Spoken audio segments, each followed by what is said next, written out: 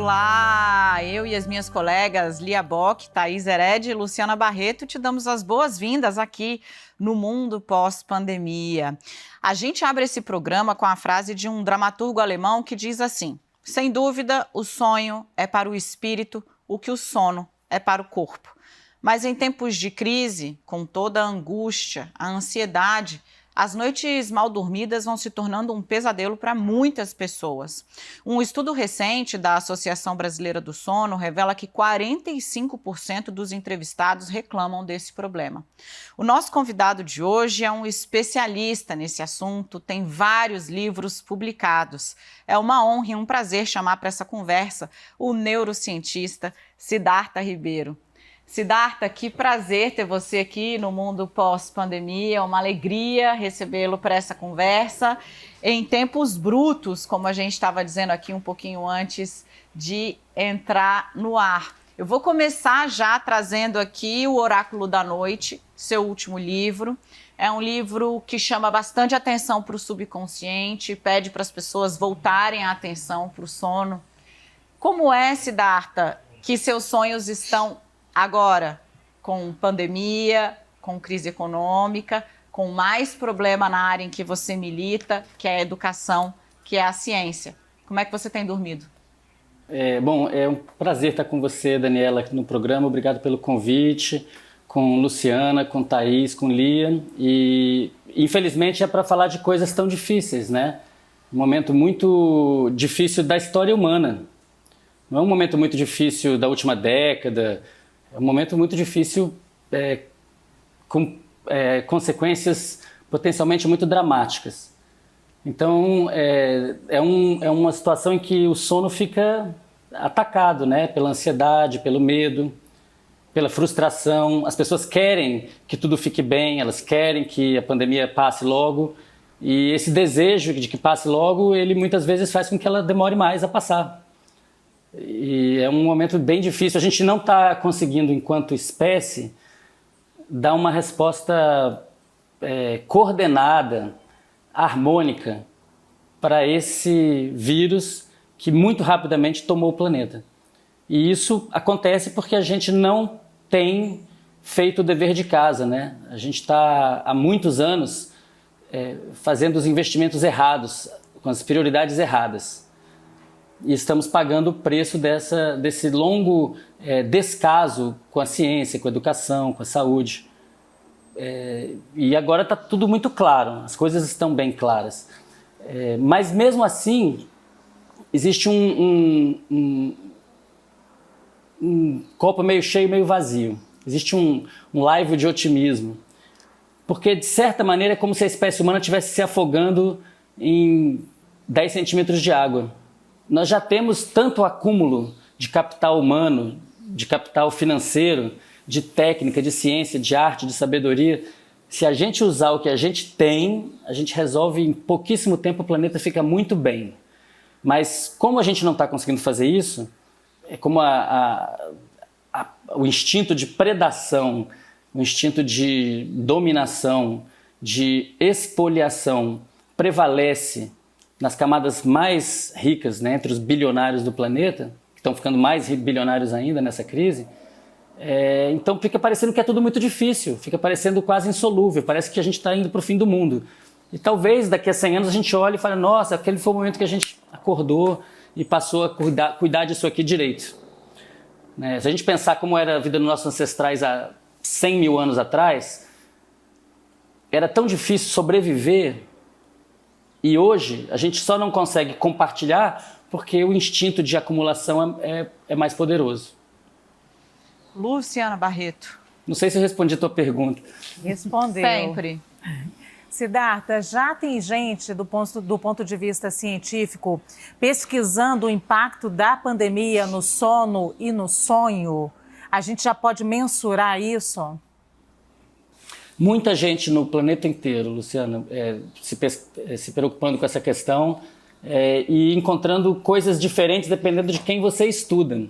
Então, por exemplo, nos Estados Unidos, rapidamente se viu que o pico de consumo de energia tinha mudado de horário, tinha ficado mais tarde. né? E isso tem a ver com as pessoas poderem dormir até mais tarde quando estão fazendo quarentena em casa e tenha condições para tal. É claro que a pessoa que tem condições para tal pode não ter condições emocionais para tal, pode estar tão ansiosa, tão estressada que tem insônia de qualquer maneira.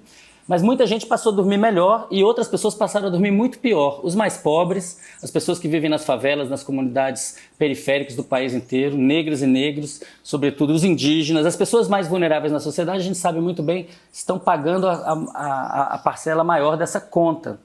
E essas pessoas estão dormindo muito mal e os estudos vão nessa direção também. Agora, com relação aos sonhos, como existem reações diferentes à pandemia, você vai encontrar sonhos que têm a ver com pesadelos, sonhos que têm a ver com ansiedade, com medo de perder o emprego, com medo de se contaminar, com medo de perder parentes, com medo de morrer. E a gente está indo aí para um assunto, né, seríssimo, né, aquilo do que a gente não quer nunca falar, e aí a gente agora tem que falar e as pessoas não querem falar, e o número vai crescendo, já passou de 100 mil, e onde que vai parar? É uma coisa muito tremendo o que está acontecendo. É tão tremendo que a gente começa a se habituar, porque não dá conta, é demais, né? O número de pessoas mortas é número comparável à bomba atômica, à guerra. Então é um momento muito difícil para a espécie, e no Brasil sobretudo, porque é um desgoverno completo da pandemia, é muito ruim o que foi feito no Brasil, o que está sendo feito é muito longe do que a ciência preconiza. Então abrir mão do conhecimento num momento perigoso é terrível, é muito ruim. Agora, existem também pessoas que estão tendo uma vivência, um retorno para os sonhos mais profundos, existenciais, épicos, pessoas que estão dormindo mais, sonhando mais, fazendo sonhares, se preocupando com a introspecção. Então, como as classes sociais são muito diferentes, as raças são diferentes, os gêneros são diferentes, as opressões são diferentes, os sonhos também são diferentes. No nosso grupo de pesquisa no Rio Grande do Norte, na Universidade Federal do Rio Grande do Norte, onde eu sou professor, no Instituto do Cérebro, a gente tem uma pesquisa que já está em fase de conclusão, coordenada pela psiquiatra Natália Mota, que mostrou que as pessoas que têm sonhos com conteúdo semântico de medo, de contágio, estão em sofrimento mental utilizando escalas psiquiátricas, e isso tem a ver com o distanciamento social. Nós somos seres sociais. Nós somos primatas, a gente gosta de estar abraçado, estar junto. E as pessoas estão com muita dificuldade de mudarem esses hábitos e sofrendo por isso. Isso está facilmente detectável nessa pesquisa. Há outras pesquisas em curso no Brasil, destacaria a pesquisa do psicanalista Christian Dunker e na verdade, uma rede de pesquisadoras e pesquisadores na URGS, na UFMG. Enfim, tem bastante gente interessada nesse assunto. Recentemente, conversei com cronobiologistas, professor Mena Barreto, professor John Fontenelle, sobre a necessidade de fazer mais pesquisas assim. É óbvio que essa ansiedade toda e essa mudança nos hábitos, inclusive nos hábitos da nossa higiene pessoal, de como é que a gente vai à rua, né? A gente fala assim, puxa, antigamente a pessoa tinha um sonho constrangedor, sonhava que estava nua, agora ela pode sonhar que está sem máscara. Né, porque mudou nosso código de relação com os outros, e isso muda para um país como o Brasil. A gente né, as pessoas não têm nenhum hábito, não tinham nenhum hábito de cobrir o rosto. Então isso está causando, na verdade, uma modificação muito rápida. Aí ainda tem outra questão, que é a história das crianças em casa, né? As crianças em casa o tempo todo. E aí, para quem pode? E quem não pode? É uma confusão, a gente está numa grande confusão. E isso tem ecos assim, de coisas bíblicas, tem ecos de quando o Império Egípcio colapsou pela primeira vez, que houve levante das classes populares que não concordavam com a distribuição das coisas. As coisas estão muito mal distribuídas. Os pobres estão pagando um preço muito alto. E aí tem essas contradições, né? O governo coloca R$600, queria botar 200, aí coloca 600, e de repente a popularidade do governo sobe porque está fazendo esse auxílio, que é uma bandeira da esquerda. Então é um momento tão contraditório que até coisas da política começam a se mexer em direções não esperadas. E essa perturbação mental, né, que vem nesse momento, que a gente chama muito de carga mental, né, ela, a longo prazo, ela pode ter um efeito sobre nós enquanto espécie, enquanto sociedade, ou vai ser uma coisa mais passageira? Olha, é difícil prever o futuro, né? Mas o medo de muita gente, o Bruno Torturra tem falado muito isso no Boletim do Fim do Mundo e no programa que ele tem feito, ele tem lembrado a gente disso. Enquanto a gente briga, o mundo pode estar se acabando. A gente está num momento complicado, as pessoas não estão se entendendo, é uma torre de Babel. A história, a evolução da espécie humana está sendo escrita agora. Nós estamos sob seleção. Isso é uma pressão de seleção. O que a gente vai fazer? E não é só essa pandemia. Essa pandemia é a expressão de um certo jeito de existir no mundo, né? Ela está acontecendo, isso está totalmente ligado com a maneira como a gente se alimenta, com a maneira como a gente lida com o lixo. O grande mestre Ailton Krenak tem falado isso. Ele fala, olha, o carro está capotando, a gente tem que ver onde é que ele vai parar de capotar. Agora, do jeito que estava, não dá para ficar. O planeta não vai aguentar. Aqui na Amazônia tem um monte de vírus como esse que podem causar pandemias como essa ou piores, se a gente continuar a fazer hidrelétrica, entrar por ali por dentro, espalhar o quê? Prostituição, garimpo, jogo, alcoolismo, destruir comunidade ribeirinha, destruir as reservas indígenas, como está acontecendo agora em Roraima, no projeto de fazer mais uma hidrelétrica lá do Bem Querer. Então é uma situação, ou a gente se organiza, tem que ler o Inácio Loyola Brandão, tem que ler o mestre que falou há 20, 30, 40 anos atrás, olha o que vai acontecer com o Brasil. Está acontecendo. Se a gente achar que vai voltar tudo como era antes e vai continuar muitos milionários fazendo day trade, isso vai salvar o planeta? Não vai. Isso não vai salvar de jeito nenhum. A gente realmente precisa pensar seriamente o que a gente quer do planeta. Se perguntasse para os nossos tataravós há 100 mil anos atrás, eles iam dizer, poxa, a gente só queria viver em paz, ter alimento em abundância, poder ficar junto, se proteger uns aos outros. Por que agora tem tanto capital acumulado e a gente não consegue o bem-estar social? Porque tem uma predação, um instinto de predação graçando entre nós. Umas pessoas predando as outras, a competição e não a cooperação. Essa é a mudança comportamental que pode nos salvar ou nos levar à breca, como diria minha avó. Thaís Herédia falou em predação, falou em bilionário, em acumulação. Vai, pega. Olha, Siddhartha, eu ouvindo você falar na resposta a Daniela sobre todos os ativos que a espécie humana acumulou nesses últimos anos e que essa acumulação de ativos na arte, na ciência, até mesmo no capital humano, de toda forma, e o que você acabou de dizer, tem a chance de nos salvar. Como é que você enxerga a coordenação desses ativos? Porque a primeira fase certamente é o reconhecimento deles, uma segunda fase é uma tentativa de priorizar, né? Priorizar quem recebe primeiro o primeiro atendimento. Como é que você enxerga a coordenação desses ativos do ponto de vista nacional ou global para a gente se sair melhor dessa? Olha, Thaís, essa pergunta é excelente e na verdade eu vejo a concentração de capital como sendo algo muito deletério que pode se tornar muito positivo se houver sabedoria em como desconcentrá-lo, em como gastar esse capital. Né? Imagina que na época do Gengis Khan ele fosse muito iluminado e falasse, eu quero estabelecer que vai ter uma renda mínima que vai dar dignidade para todo mundo. Sei lá, dignidade mesmo, 5 mil reais é o mínimo, todo mundo vai ganhar 5 mil reais para poder ter tempo de ler, de ver filme, de fazer esportes. Ele não teria como, porque a agricultura que eles tinham não dava nem para alimentar todo mundo. Então hoje a gente conseguiria fazer isso e conseguiremos fazer isso, mas vai ter que ter muita inteligência e coordenação entre os agentes. Né? Os bilionários do planeta são as pessoas que detêm esse capital. E ainda são pessoas, porque por mais que esteja pejotizado e por mais que você tenha camadas e camadas e camadas de complexidade jurídica, no final são pessoas que acordam de manhã e fazem tudo aquilo que a gente faz.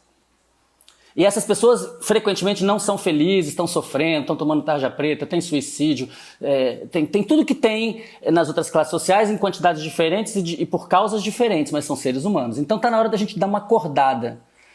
Somos 90% de cristãos no Brasil e cristãs, autodeclaradas ou declarados cristãos. Por que é que a gente não compartilha? Por que é que a gente só acumula e compete? Isso tem a ver com uma memória da escassez, os milhares e milhares de anos que nossos tataravós passaram passando fome, com medo de serem predados, sendo atacados por outros animais enormes ou por outros seres humanos. Então a gente tem que pensar assim, na média as coisas estão melhorando, o argumento do Steven Pinker, né? Tinha muito canibalismo há 500 mil anos atrás, tinha muita escravidão há 200, 150 anos atrás.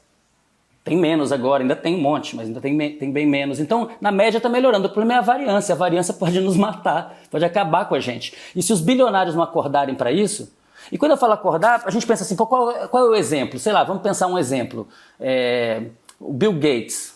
Eu ia citar aqui no Brasil Serra Pilheira, que está fazendo realmente uma modificação profunda na maneira de se fazer ciência no Brasil, muito focada e que tem que ser, porque o Estado é que tem que estar responsável por esse investimento principalmente. Mas vamos pensar no Bill Gates. Ele fala, eu vou curar a malária, eu vou cuidar da diarreia infantil. É maravilhoso, e esse é o exemplo, é o que a gente precisa fazer. É o que a espécie precisa fazer. Os mais fortes têm que cuidar dos mais fracos e não expropriar os mais fracos. Agora, se a gente pensar, o Bill Gates ele pode ir muito além. Se ele for só cristão, se ele só implementar esse software cultural de 2000 anos atrás, basta ele ser cristão que ele vai doar 99% do que ele tem. E ainda assim ele vai comer o caviar norueguês dele. Então tem um problema de, vamos falar em português, claro, mindset. Eu quero fazer uma provocação. É uma proposta comunista essa sua? A provocação é ótima, Lia.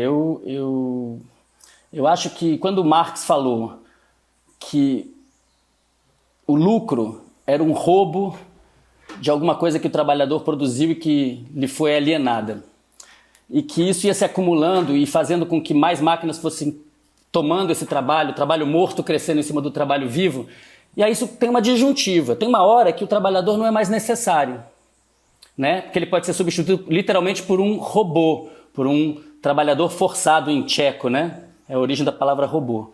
E isso está acontecendo. E aconteceu com os metalúrgicos nos últimos 30 anos, mas vai acontecer, já está acontecendo com os médicos, né? Com os advogados. E está acontecendo daqui a pouco, já está acontecendo começou a acontecer com jornalista, escritor e cientista também. Não tem nada que a máquina não possa tomar da nossa mão se a gente deixar as coisas correrem do jeito que estão correndo. E está indo rápido, está bem rápido. E é uma disjuntiva. Ou bem, a gente usa esse momento para falar, ok, então agora os robôs vão fazer o trabalho e a gente vai distribuir o capital de maneira mais equânime, de modo que todo mundo possa se desenvolver, viver em paz, em harmonia, porque o amor é infinito, quem está em amor está muito bem, né? Então basta você prover as condições básicas. Ou a gente vai se conformar que o mundo é Mad Max, que os predadores ganharam, que todo mundo vai sofrer, exceto uma minoria que vai viver 300 anos e, enfim, fazer plásticas infinitamente. Agora, é a disjuntiva que a ficção científica dos anos 70, 80 já tinha percebido e que agora está rolando na nossa vida. Quem está vivo agora está vivendo essa disjuntiva.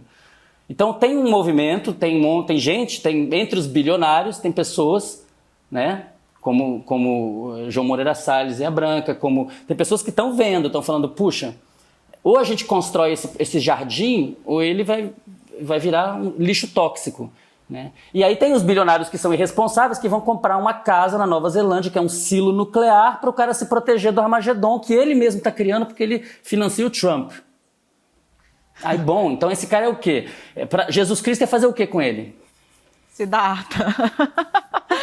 Ai, Siddhartha, é sempre muito bom falar com você, porque as conversas são muito ricas, mas eu vou retomar uma frase que você disse lá atrás e que eu acho que tem muito a ver com o seu trabalho. Você disse, o que nós estamos passando é tão tremendo que a gente vai começando a se habituar. Nós estamos sob seleção. Quero voltar um pouco para o seu trabalho sobre o subconsciente.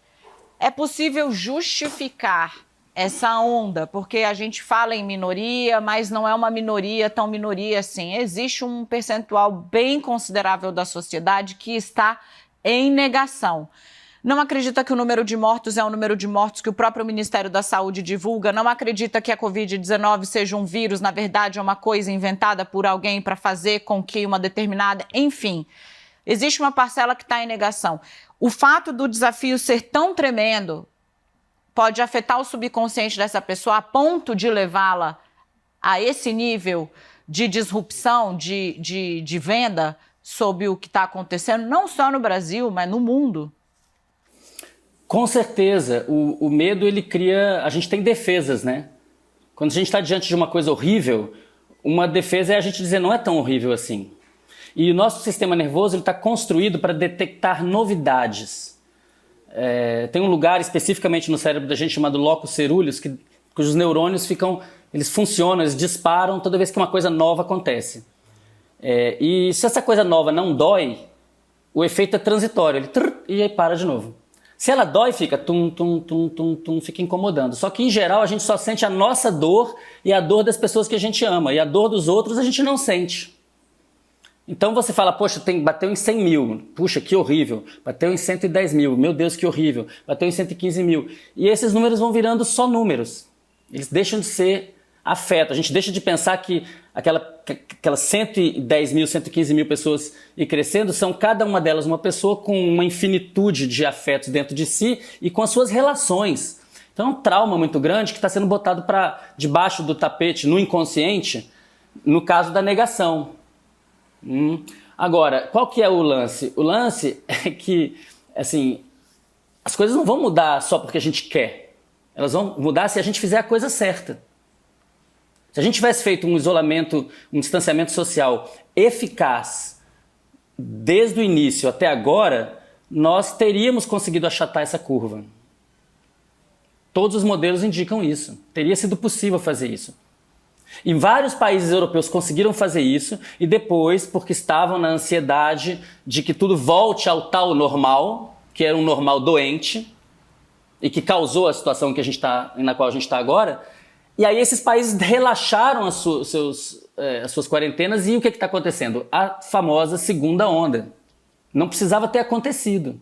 Mas por que acontece? Porque o sistema tem que funcionar, porque as coisas têm que acontecer, porque as empresas têm que dar lucro. Mas assim, no final de tudo é para quê? É para esse lucro se acumular na mão de muito poucos, que não estão usufruindo de todo esse capital, mas estão só preocupados em ter mais capital, na sua maioria, com as exceções honrosas e auspiciosas.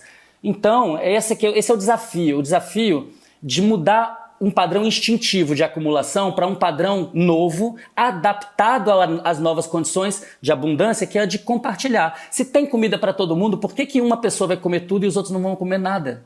Qual é a lógica? Então, é comunismo isso?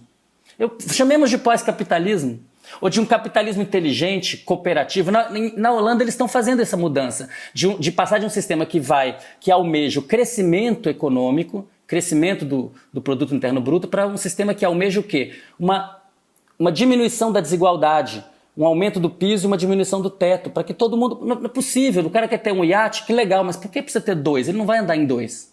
Isso é uma metáfora para coisas bem maiores, claro. Siddhartha, ainda nessa linha aí, a gente perguntou a muitas pessoas aqui no início do pós-pandemia, a gente falava sobre as pessoas serem ou não melhores depois da pandemia. O que nós vimos aí, você já inclusive dissertou bastante sobre esse fosso, esse abismo entre nós, que a pandemia acabou escancarando as nossas desigualdades.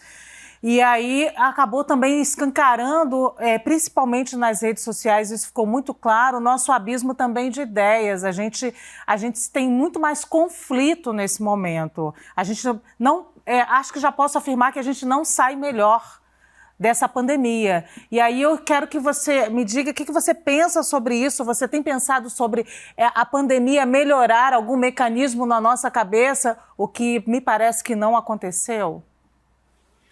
Luciana, está acontecendo, né? Como diria Tim Maia, está acontecendo. A gente não tá no final dessa história ainda. De fato, a pandemia está fazendo os demônios saírem de dentro das suas tocas, né? Eu penso aqui no que aconteceu com o mestre Nenê da capoeira da Praça da República, que sofreu um abuso policial e que nos Estados Unidos fizeram uma situação semelhante e o policial meteu 7 tiros. Então a gente está num momento de brutalização, como a Daniela falou no início, sem precedentes, até porque os líderes, né, tanto do Brasil quanto dos Estados Unidos, têm um discurso as emoções que eles suscitam são emoções muito negativas e eu gosto de falar que da Idade do Bronze é toda uma ideia da Idade do Bronze, de patrimonialismo, de violência, de falta de respeito. Então está faltando respeito, está faltando muito respeito e, como você disse, a desigualdade estava lá. Só que as coisas estão escancaradas. E agora está dando para ver na cara e as pessoas estão se expondo e falando. E está saltando aos olhos o quê? Nosso profundo analfabetismo científico, né? E uma questão de valores mesmo. Uma questão de valores. Quais são os valores? Para falar do Brasil especificamente, o que nos faz brasileiras e brasileiros? Por que a gente vale a pena estar nesse planeta? O que nos distingue? O Bolsonaro estava oferecendo o país para o Al Gore, inclusive ele não sabe quem é o Al Gore. Vamos investir na Amazônia, o garimpar. Ele está confundindo o século, não é século XIX, é século XXI. Isso foi o que os americanos fizeram com os Lakota e com os Cheyenne há 200 anos atrás. Vai fazer de novo? Vai destruir tudo? Então, assim, esse é um momento para quem se diz de direita, conservador, liberal, enfim, todos esses termos, está na hora de desacoplar da brutalidade da Idade do Bronze, né? A gente precisa mudar essa conversa. Então a gente vai precisar de juntar os saberes, os ativos, como disse a Thaís. E quem são esses ativos? Nessa conversa tem que estar a ciência, tem que estar cientistas pesquisando, tem que estar os mestres e mestras de saber popular, com sabedoria, com clareza, tem que estar o Raoni, tem que estar o mestre Nenê, tem que estar a Joênia Wapichana. E se o pessoal da Faria Lima quiser estar num planeta que vale a pena, tem que estar também, tem que estar juntos. Porque se não estiver junto, como é que vai funcionar? Esse é um problema de coordenação social. Então a gente está sendo testado, é um problema de evolução darwinista, mas a gente está sendo testado a nível coletivo. Nós como grupo, nós como uma espécie nesse planeta, a gente é viável? E novamente, nós temos os ativos. Isso era o mais difícil. Imagina você falar, pô, eu resolveria isso com um computador, mas eu estou no século XII e não tem computador. Bom, então não resolveu. Agora tem o computador. Agora tem um monte de gente que sabe programar. Por que a gente não acorda? Por que a gente continua funcionando como se fosse o século XII? Você tem que fazer um diálogo, Siddhartha, entre Max Weber, entre Inácio Loyola de Brandão, entre Sérgio Buarque de Holanda. Você tem que escrever um diálogo entre esses caras aí para falar sobre essa coordenação de ativos. Eu queria te ouvir, Siddhartha, sobre as doenças da realidade, daqueles que não puderam dar conta das suas crianças, não puderam fazer o isolamento, e as doenças da emoção, daqueles que puderam se isolar, puderam fazer um home office, mas tiveram que enfrentar toda a angústia e ansiedade, depressão, enfim, provocados pela quarentena. Então, Thaís, a gente podia dizer que a primeira tem um recorte econômico, né? E que depois vai desembocar na psiquiatria, porque o sofrimento é enorme, é gigantesco. As pessoas mais pobres do país estão sofrendo em dobro, e em que pese o auxílio de R$600, que em vários lugares faz enorme diferença e explica, inclusive, o que está acontecendo politicamente, mas é uma vida muito ruim, uma vida muito difícil, né? E muitas vezes a pessoa está deixando as suas crianças em casa para cuidar das crianças de outras pessoas, e isso em si revela a estrutura social e a história do Brasil, né? No caso da classe média, digamos assim, e dos mais ricos, ficar dentro de casa está representando muitas mudanças, muitas delas positivas e outras delas negativas. Isso depende das relações que as pessoas têm em casa, né? Quando tem, porque tem muita gente que mora sozinha, e está passando por essa solidão também, gente achando ótimo, fazendo um monte de meditação, yoga, vipassana, e tem um monte de gente sofrendo loucamente. Acho que isso virtualizou nossas relações de uma forma que a gente não tinha como antecipar, né? De repente ficou, bom, a gente está aqui conversando desse jeito, e isso se tornou o normal, e acho que as mudanças vieram para ficar. No caso do convívio, o inferno são os outros, né? Então as pessoas estão trancadas dentro de casa, e aí elas tinham um modus vivendi baseado em alguma sobreposição de rotinas, de repente a rotina fica 100% sobreposta, e aí tudo pode acontecer, né? Tudo pode acontecer. E aconteceu, e está acontecendo. Aconteceu na minha vida, acho que está acontecendo na vida de muita gente. E uma reconexão, ou o contrário, uma desconexão com as pessoas mais próximas, né? Com filhos, com cônjuges, com pais, mães, pessoas indo morar de novo com os pais e com as mães, ou o contrário, às vezes sendo maravilhoso um reencontro. Certamente um momento de uma chacoalhada emocional muito grande. E como tratar isso? Está exigindo isso paciência, tudo? Sabedoria, um negócio que a gente pouco, né? E como tratar isso tudo, Siddhartha? Com remédio, com terapia? Como é que a gente acolhe essa angústia coletiva? É uma ótima pergunta. Eu, pessoalmente, acho que a excessiva medicalização das últimas décadas não foi uma boa. Tem vários estudos mostrando, por exemplo, os antidepressivos que a maioria das pessoas da classe média toma a partir de uma certa idade. Tem efeitos muito pequenos e estudos feitos por pouco tempo, não tem estudos de longo prazo com essa mistureba de remédios que as pessoas estão tomando hoje em dia. E não parece que é o elixir da felicidade, né? Eu também pesquiso, me interesso há vários anos por caminhos alternativos que envolvem substâncias que são tomadas em doses bem menores e muito ocasionalmente, não todos os dias, que são as substâncias psicodélicas clássicas, por um lado, e a maconha medicinal, por outro lado, que são várias substâncias dentro da maconha. A gente tem que ter clareza de que é uma farmacopeia inteira ali. Essas substâncias têm muita promessa para tratamento de trauma, de ansiedade, de depressão, de um jeito diferente dos tarja preta atualmente disponíveis, que são inibidores de recaptação de serotonina e outros neurotransmissores, em geral, e outras drogas mais recentes. Mas de forma mais ampla, eu acho que essa farmacologização do sofrimento tem que ser vista com muito cuidado. A gente tem que trabalhar mais a introspecção, a psicoterapia. As pessoas têm que perder o medo de fazer terapia, os homens têm que perder o medo de fazer terapia. Agora que muitos homens estão privados do seu barzinho, onde dá para ter relações de um certo tipo, e estão obrigados a ter relações de outro tipo dentro de casa, com sua família ou com quem seja, é também um momento para a gente fazer mais investimento em se conhecer, né? Esse é um momento, eu queria falar sobre isso, assim, e vocês falaram no início, né, né, Daniela? Quando a gente se viu da outra vez, tinha uma bancada só de homens, e agora é uma bancada só de mulheres, que é muito massa. E tudo isso que a gente falou até agora tem tudo a ver com a derrocada do patriarcado. O patriarcado está caindo, está em queda. E isso causa sofrimento nos homens e nas mulheres. É uma confusão. Mas evidentemente está mudando. As novas gerações são muito diferentes. Deixa eu só pegar rapidinho, porque eu queria pegar um ponto. Siddhartha, acho que a gente tem uma oportunidade aqui de ouro.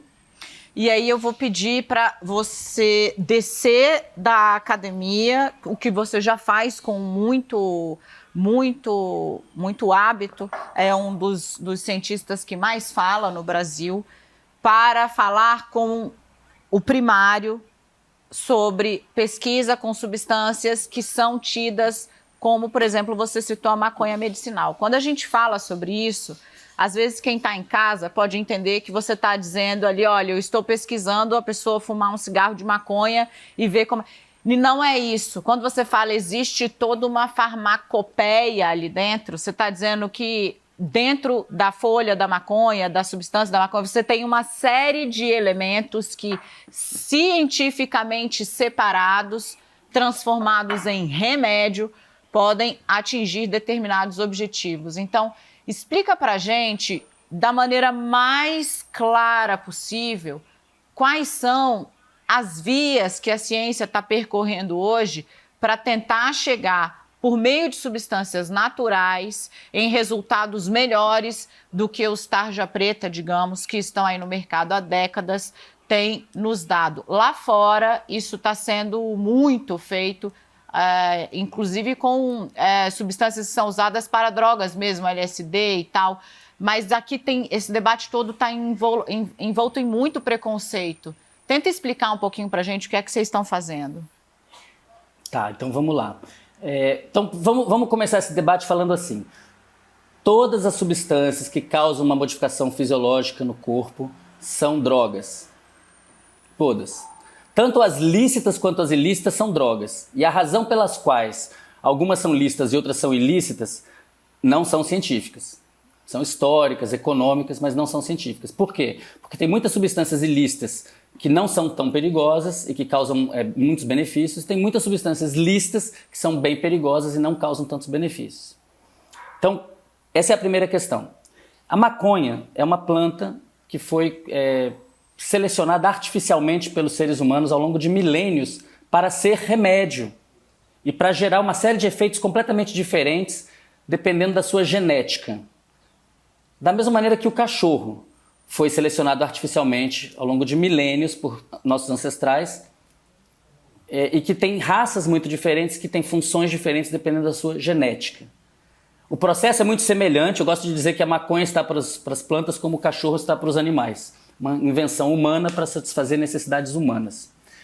Há 100 anos atrás, interesses comerciais inconfessáveis e culturais inconfessáveis, racistas e interessados em destruir a cultura do cânhamo, a economia do cânhamo em prol do algodão, depois do nylon, e junto com uma campanha de temperança, que de temperada não tinha nada, como gosta de dizer o professor Henrique Carneiro da USP, não era temperada, era extrema, era abstinência, no início até de álcool. Isso levou à proibição da maconha. Então a maconha passou a ser, para a pessoa que está ouvindo em casa, para muitas pessoas que estão ouvindo em casa, uma erva do diabo, uma substância do demônio. Uma coisa que a gente precisa fazer urgentemente no Brasil é parar de acreditar que existem substâncias do demônio e substâncias de Deus. Não tem substância que vai te fazer ficar rico, andar com as gatas mais lindas do planeta e andar de lancha, que é o tipo de coisa que se associou por muitos anos ao álcool. E não tem substância que vai te levar para o inferno imediatamente, como se fez acreditar que acontece com a maconha. Toda substância pode ser veneno e pode ser remédio, depende da dose, depende do contexto de uso. No caso da maconha, existe uma revolução econômica, hoje em vários países, nos Estados Unidos, no Canadá, em vários países da Europa, em Israel, baseada numa economia que está vindo aí nova, de exploração dos usos medicinal, recreativo e eu ouso dizer espiritual da maconha. No caso medicinal especificamente, a aplicação é tão vasta, é tão variada, é para tantas doenças diferentes que as pessoas que estão tentando impedir a legalização da maconha medicinal estão tapando o sol com a peneira e perdendo espaço rapidamente no debate.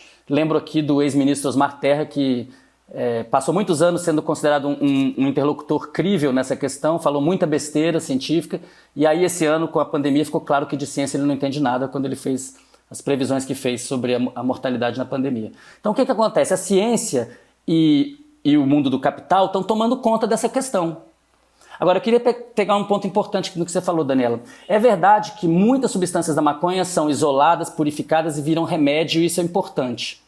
Mas hoje, a pessoa que tem mais autoridade de pesquisa científica nesse assunto no mundo, que é o professor Rafael Mehulan, lá de Israel, ele acredita que os seus efeitos são mais poderosos quando quando esses constituintes estão misturados, quando estão juntos. Então, vou dar um exemplo. O canabidiol, o CBD, é muito útil para tratar epilepsia, mas em muitos casos ele precisa ser combinado com alguma dose de THC, que é um outro constituinte, ou outros canabinoides.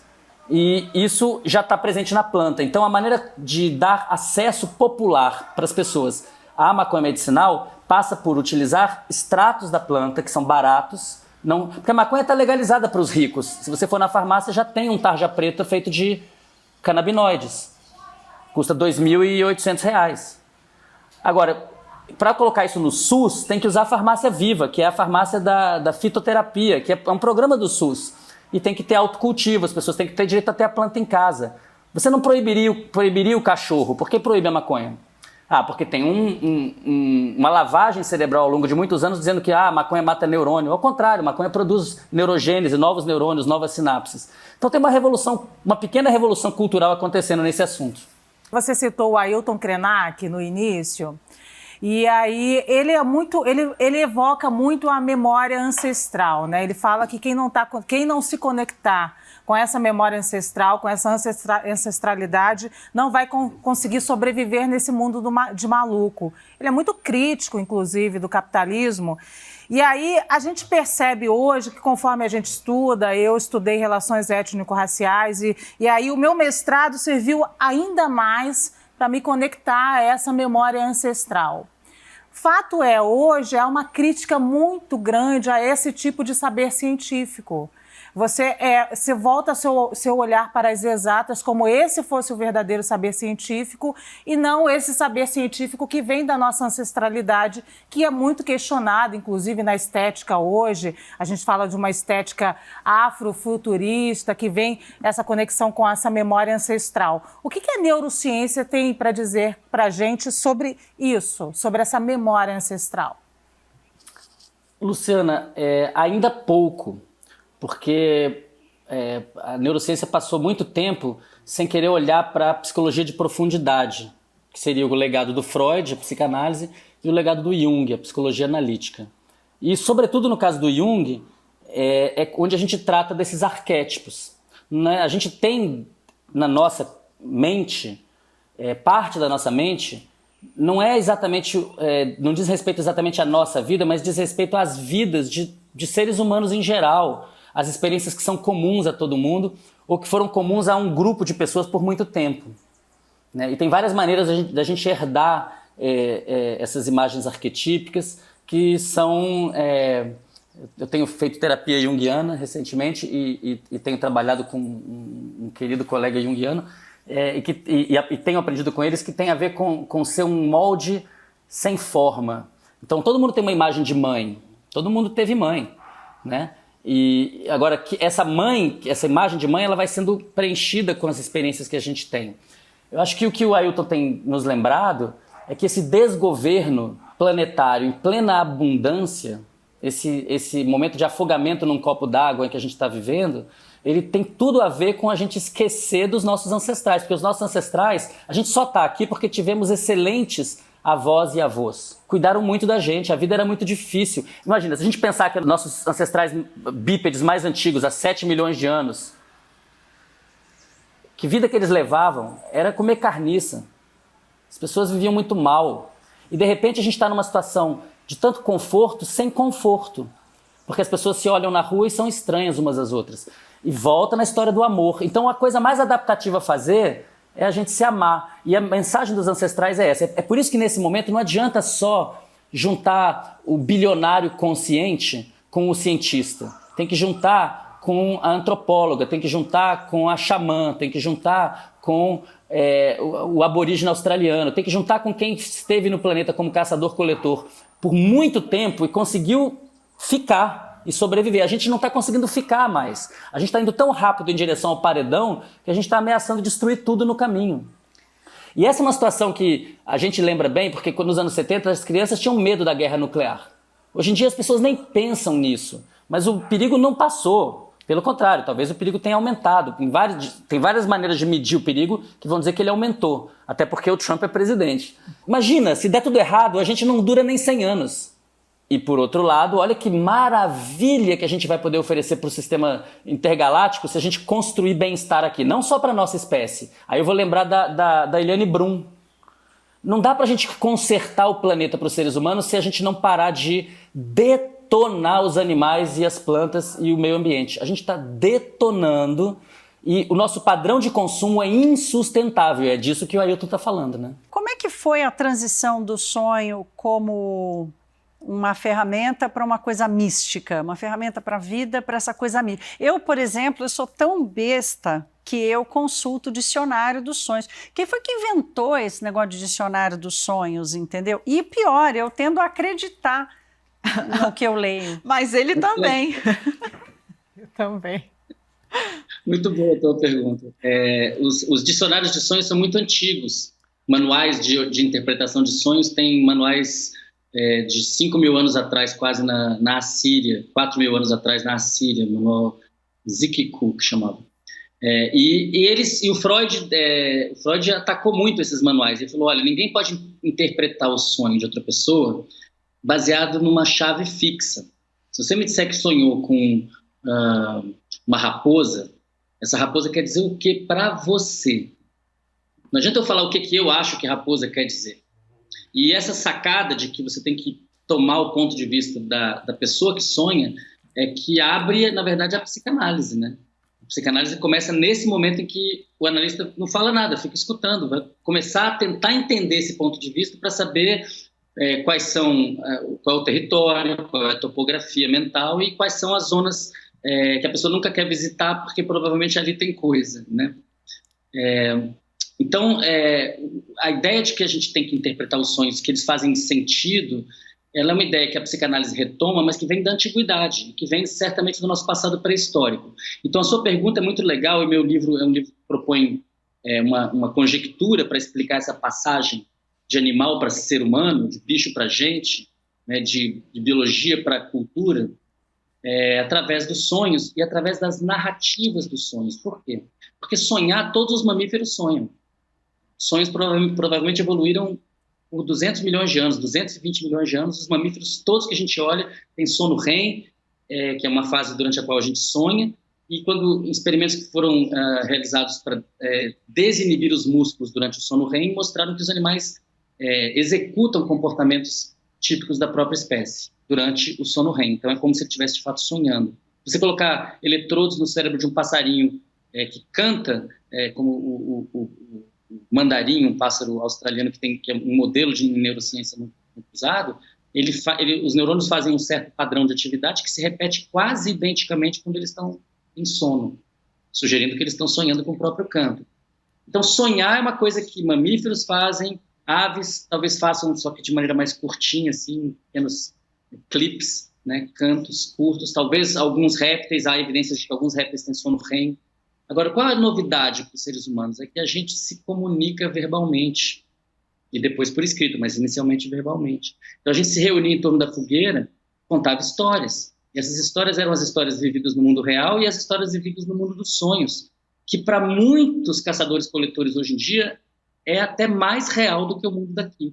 Imagina naquela época. De onde que a gente tirou as ideias que tiramos para poder construir ferramentas, que depois são ferramentas, de 2 partes, de 3 partes, de 10 partes, até chegar no laptop? Não foi no mundo da vigília, da necessidade, da fome dos predadores, foi no mundo da liberdade criativa dos sonhos. Então, a conjectura é que a acumulação da cultura passou pelas narrativas dos sonhos, que permitiam ver coisas que ainda não eram, permitiam usar memórias do passado para tentar enxergar o futuro. E foi fundamental, a força, diria, motriz disso daí, além, claro, do desejo de se alimentar, do desejo de procriar, foi a saudade das pessoas que morreram. Porque imagina, as pessoas sonhavam com seus parentes, as pessoas viviam em clãs de poucas pessoas, de parentes, todo mundo com pequenas tribos, né, a horda primitiva da qual Freud falou. E aí, quando morria a vovó, quando morria o vovô, além de perder a pessoa, você perdia a Wikipédia, você perdia a enciclopédia, porque aquela pessoa tinha tudo incorporado nela. O conhecimento não estava escrito em nenhum lugar. O conhecimento era aprendido com as pessoas. Então, perder uma pessoa de sabedoria, uma pessoa, um mestre, uma pessoa, um ancestral importante, era um evento trágico, às vezes, para um grupo. Era perda de know-how, era perda de saber fazer, né? E olha, isso tem tudo a ver com o nosso culto dos mortos, né? A partir de 300 mil anos para cá, os seres humanos, os humanos lato sensu, que são homo sapiens e outros homo que existiram, foram cada vez cuidando mais dos corpos dos mortos, se preocupando mais com isso, gerando uma ideia de que essas pessoas que morreram vivem em outro lugar. Estão vivas, e já que já morreram, estão vivas para sempre. E que lugar é esse? Na Umbanda é o reino de Aruanda, estão lá os nossos ancestrais, para sempre. Em comunicação conosco. Qual é o principal meio de comunicação com essas entidades?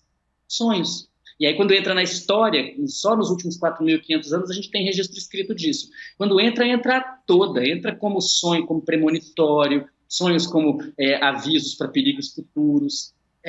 Onde você olhar, não tem nenhuma cultura humana da antiguidade que isso não aconteça, são todas. Então é um fato bem gritante, né? Agora, nos últimos 500 anos, a gente se desconectou completamente disso. Sonhos não são nosso farol para o futuro, nós não estamos conectados nos ancestrais, a gente só quer saber do futuro, de acumular e andar mais rápido. A ciência é o nosso farol, e esse farol levou o capital até onde chegou. Só que agora o capital resolveu se desacoplar em parte, né, da ciência, está andando sem farol em alta velocidade. E deu no que deu. A pandemia foi prevista. Tem discurso do Obama em 2015, eu acho, né? Acho que em 2015 tem discurso do Obama falando, olha, a gente tem que se preparar, tem que financiar a ciência, vai vir um vírus que se propaga pelo ar.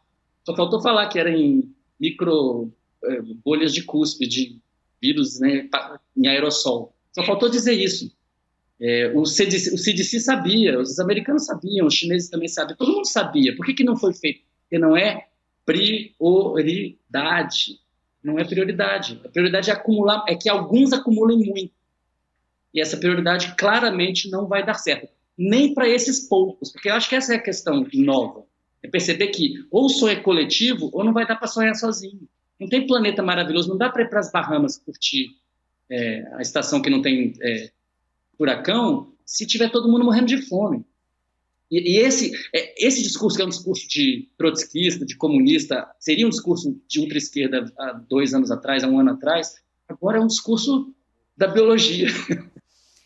Eu vi no curso que você vai dar em breve que tem um módulo que se chama Sonho, Premonição e Sincronicidade. Eu queria ficar nesse assunto, porque você já falou muitas vezes que os sonhos já guiaram exércitos nas guerras.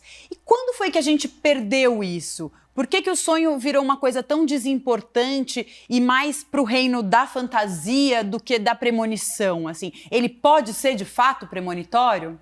Eu já tive sonho premonitório. Os sonhos premonitórios são um fato. A explicação do fato é que não é consenso, né? Desde a antiguidade, desde o primeiro registro histórico, os sonhos começam a aparecer já bem no início da literatura, na Suméria, já tem relatos de sonho muito importante. O pesadelo do pastor Dumuzi, por exemplo, que era casado com a deusa do amor, e ele tem um pesadelo que diz para ele o que vai acontecer e acaba acontecendo. Então, é o pesadelo como alguma coisa que te ameaça, que te alerta para um perigo futuro. Isso deve ter sido posto em movimento há 200 milhões de anos atrás, nos primeiros ancestrais dos mamíferos. O que eu chamo no meu livro de um oráculo probabilístico. Com base nas memórias do passado, os animais começaram a simular nos sonhos o futuro. Claro que quando aquilo acontecia não era o futuro, era só a passagem de atividade elétrica numa sequência de memórias, de circuitos neuronais. Mas ao despertar no dia seguinte, o animal tinha que decidir, será que eu vou naquele lugar que eu tenho medo ou será que eu vou em outro lugar buscar comida? E nessa maneira do passado influenciar o futuro, esse oráculo ele foi sendo adaptativo. E era um oráculo que lidava com muitas variações de poucos temas, de 3 temas: matar, não morrer e procriar. Esses são os que eu chamo de imperativos darwinistas. Todos os nossos ancestrais conseguiram fazer isso, por definição, senão não estaríamos aqui, né? Conseguiram matar alguma coisa para comer, herbívoros ou carnívoros, conseguiram não morrer até procriar, e, portanto, estamos aqui com essa sequência toda de avós e avós. Legal. Esse oráculo ele lidava, portanto, com poucas variáveis e variações grandes dessas variáveis. Então, ele deu certo, ele é adaptativo. Tanto é que todos esses animais têm sono REM longo, de 40 minutos, 50 minutos. Quando entra nos seres humanos, isso toma um outro colorido, porque a gente cria essa fantasia de que tem um mundo de pessoas que não morrem nunca mais, que são nossos pais, avós, tataravós, que eventualmente viram deuses que nos protegem. E aí tem um negócio maravilhoso que a ciência passou anos tentando se livrar dessa palavra e agora está tentando abraçar, que é placebo. Quando você acha que uma coisa vai dar certo, ela já está dando certo. Quando você acha que uma coisa vai dar errado, ela já está dando errado. Por isso que em muitas culturas ameríndias, o cara sonha com uma caçada que deu errado, ele nem sai para caçar. E quando sonha que deu certo, ele já sai feliz da vida e com mais chance de dar certo, né? Os antidepressivos, a gente estava falando disso agora há pouco, né? Eles têm efeito muito pouco acima do placebo, porque só você dar um remédio para a pessoa feito de farinha e falar assim, isso aqui é remédio, se ela acreditar, já vai melhorar um monte de sintomas. E de onde que vem isso? Isso vem da farmácia, que é o próprio cérebro. Vem do nosso cérebro regulando tudo e falando, as coisas vão dar certo, legal, ou o contrário. Então imagina o impacto num clã, uma horda primitiva paleolítica. Vamos supor, nós 5 fôssemos uma família de Neandertais, que são a arte rupestre mais antiga que tem, há 65 mil anos. E aí, a Lia acorda e fala assim, galera, eu tive um sonho com a vovó, ela falou que o bicho vai pegar, os homo sapiens estão vindo aqui para acabar com a gente. A gente ia falar, não, isso é besteira, isso foi o seu sistema dopaminérgico funcionando no sono REM, e aí passou a atividade elétrica. Não, a gente ia falar, a vovó gosta da gente pra caramba, ela sabe das coisas, porque ela conseguiu procriar, ainda conseguiu ter a segunda geração, vamos fechar essa caverna. E foi nesse link com as memórias. Mas aí aquilo que era pessoal, os mamíferos sonhavam para si, sempre sonharam, mas os humanos sonhavam para o grupo. O sonho dizia respeito a todo mundo. Não tinha sobrevivência para 1 ou para 2. Era para todo... Até porque o nosso corpo não era de um grande caçador. A gente tinha que se juntar para poder caçar. Então, tudo estimulava a cooperação dentro do grupo e a competição para fora do grupo. É isso que está em xeque. Hoje, o que está em xeque é que a estratégia de cooperar para dentro e competir para fora, ela não vai mais dar certo. Tem abundância suficiente para a gente poder cooperar todo mundo, parar de competir. Para que competir? Mas aí nós não teremos as ideias mais legais, não avançaremos tão rápido. Precisamos avançar tão rápido? Será que as pessoas não vão ser criativas se puderem trabalhar no que gostam? Quantas mulheres, crianças, nas favelas podiam estar fazendo biologia molecular em vez de estar vendendo coisa na rua? Inclusive tomando tiro da polícia por causa disso. Então tá muito errado o sistema. Quem está mandando no planeta são os patriarcas trogloditas que já deu, eles têm que ser tratados. Aí com que tratá-los, né? É uma discussão importante, a Daniela Lima estava levantando. Porque as pessoas que são opressivas, em geral, elas são traumatizadas. Então, em geral, você vai encontrar uma pessoa que sofre também. Não adianta a gente falar, então, vamos, né, o jeito de lidar com os trogloditas é acabar com os trogloditas. Esse é o jeito da Idade do Bronze, esse é o jeito do Velho Testamento. No Novo Testamento não é assim que funciona. Você tem que perdoar, tem que amar, né? Já tem mais de 2000 anos, a gente tem que chegar lá, não é possível. E tem um remédio, que está entrando em fase 3 nos Estados Unidos, que ajuda muito nessa direção, que é o MDMA.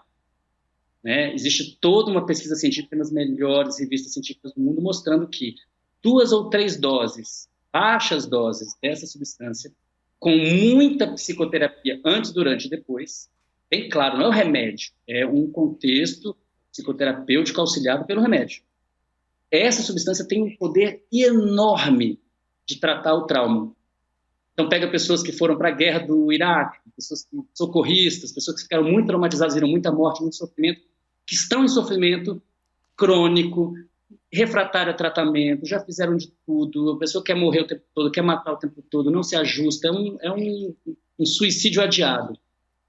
E essas pessoas experimentam uma melhoria enorme, aguda, na hora do tratamento, e essa melhora dura por mais de um ano, isso está publicado nas melhores revistas científicas, como eu falei, está em fase 3. Então, em 2021, MDMA será remédio. O que é MDMA?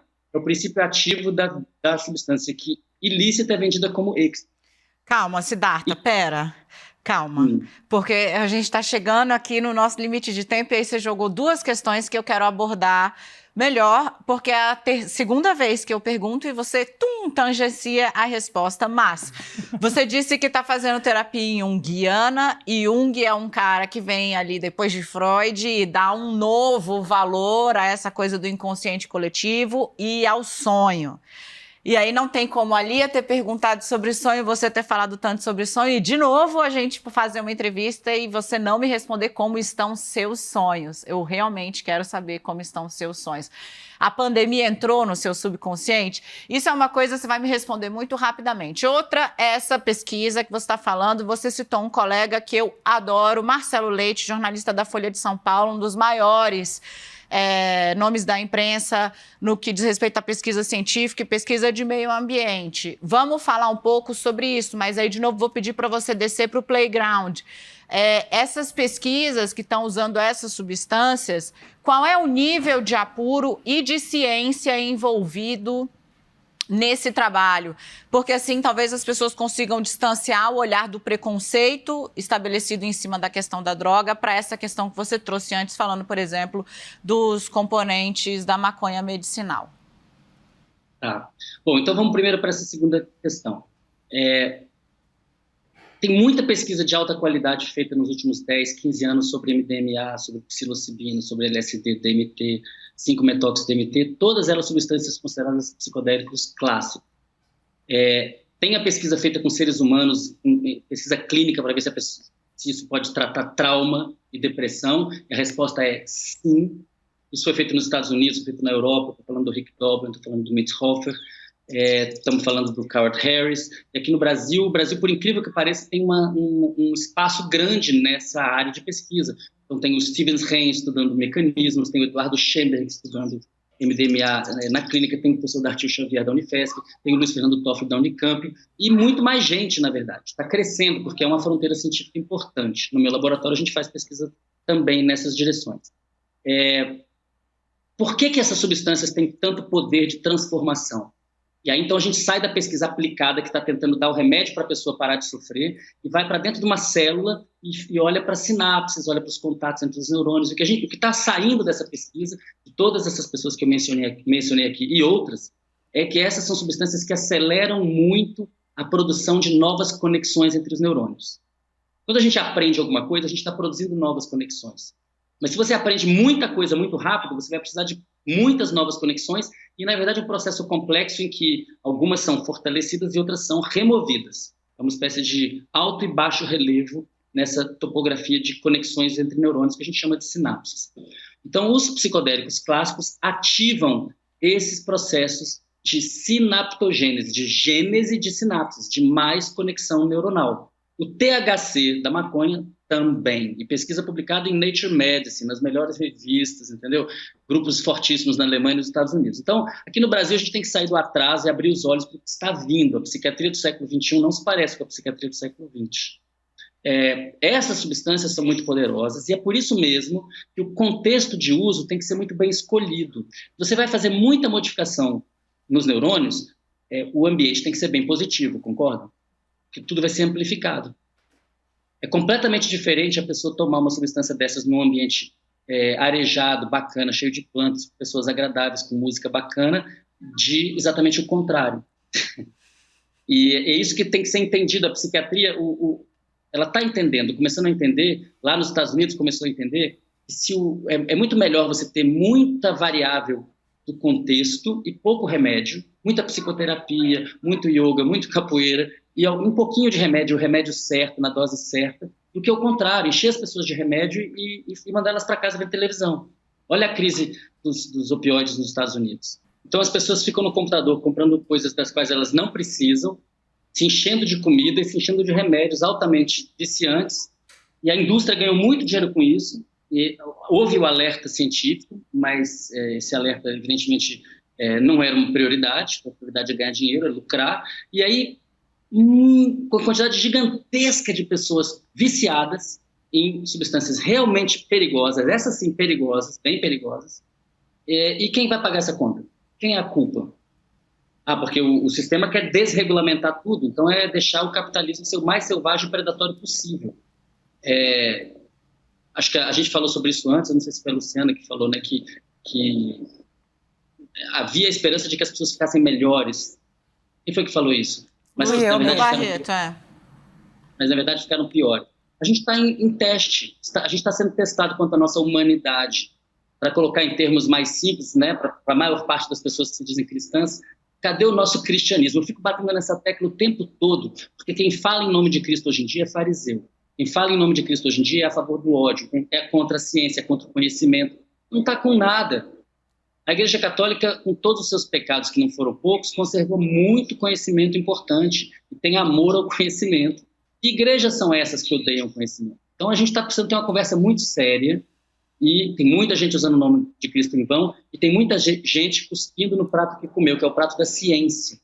A gente estava falando, quando é que foi que a gente abandonou o sonho, essa conexão com os sonhos e parou de se conectar com os ancestrais? Foi quando a ciência veio e falou, olha, você quer fazer uma navegação para comprar noz moscada na Índia e vender na Europa?